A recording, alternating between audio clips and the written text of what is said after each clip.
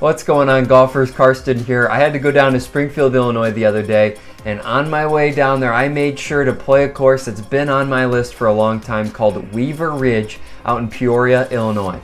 Now this is probably the most conflicted I've ever felt doing a review because on one hand, WeaverRidge has some of the most beautiful and picturesque views that I have ever seen playing a golf course.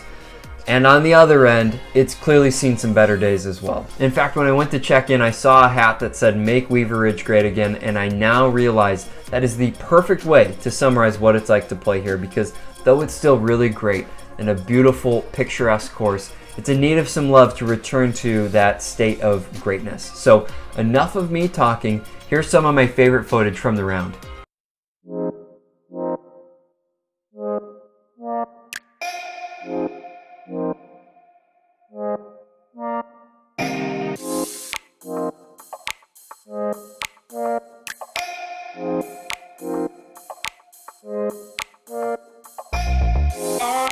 Ready now, I ain't gonna fall back. I'm all take it on me, baby. All I ever ask, when you gonna be my lover tonight? Take it with me.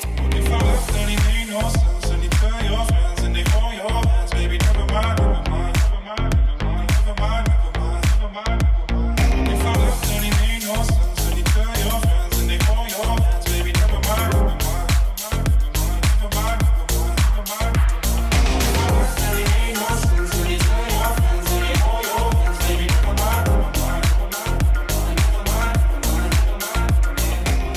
So being a glass half full kind of guy, let's begin with the positives. As you just saw, WeaverRidge is hands down not only one of the most beautiful courses in Illinois, but I'd be willing to say one of the most beautiful courses in the Midwest.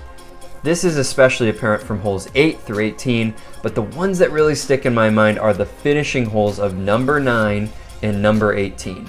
The first 7 holes are pretty, don't get me wrong, but have a lot of houses lining the fairways, which personally I've never been a fan of. But when you get to hole 7, going into hole 8, you go through a tunnel, and this is like the perfect foreshadowing for what's to come as you begin to see the views that make this course so special. Hole number 9 is a par 4 dogleg left in the first hole with no houses. There are these really big trees that hug the left side of the fairway, and the elevation is really breathtaking with the clubhouse sitting at the top of the hill. The fairways are huge, as evidenced by this snap hook of a drive, but fortunately I was still in play. I don't know what it is, but for whatever reason, I just cannot hit a good shot when I know that I'm being filmed. The other hole is hole number 18, which is a par 5 and another awesome dogleg left finishing hole. The tees are way above the fairway, giving a really beautiful view of some of the holes on the back 9. It would be tough to make the green in 2. I'm sure there are some big hitters that can, but that just isn't my game. When you're within striking range of the green, it's a tight approach shot as the green is guarded by these big bunkers, but it's a beautiful shot in and an awesome way to finish the round. My honorable mention is hole number 12, which is a par 3 and another hole where the tee shot is so far above the green, it's really tough to gauge what the distance is, but it's just gorgeous and gives this feeling of this is the way that golf should be played.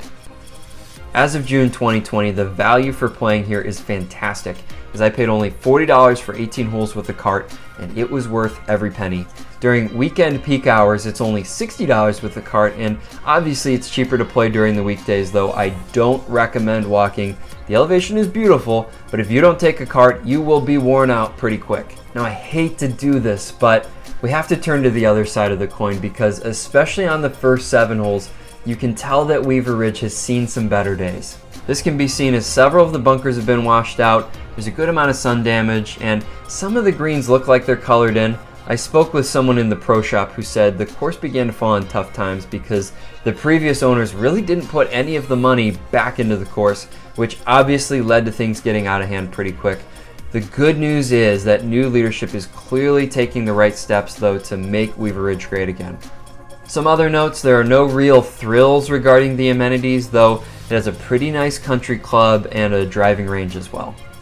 Normally I'd round out my videos by giving this course a score, but it just doesn't feel right to do so at this point. Weaver Ridge in better condition is clearly one of the top 2 or 3 best courses in Illinois, but since it's on the mend, it's really tough to give it an accurate score. Now, if you're debating playing here, definitely do so. It's a beautiful golf course. Even with it being on the mend, I was still debating, do I put this in my top 10 or not? So Weaver Ridge is a gorgeous course. Go give it a play. So what say you? I'm curious if you agree or disagree. Let me know in the comments down below. Again, if you like my video, the best way to show appreciation is to give me a like and to subscribe. I put a lot of thought and a lot of time into these videos, and it would mean the world to me. And as always, if you love golf and want to play the best courses, you'll love the content on this channel. So be sure to hit the notifications button as well, so you'll be alerted of whenever I post a new golf course review. So thanks again for watching, and play well, my fellow hacks.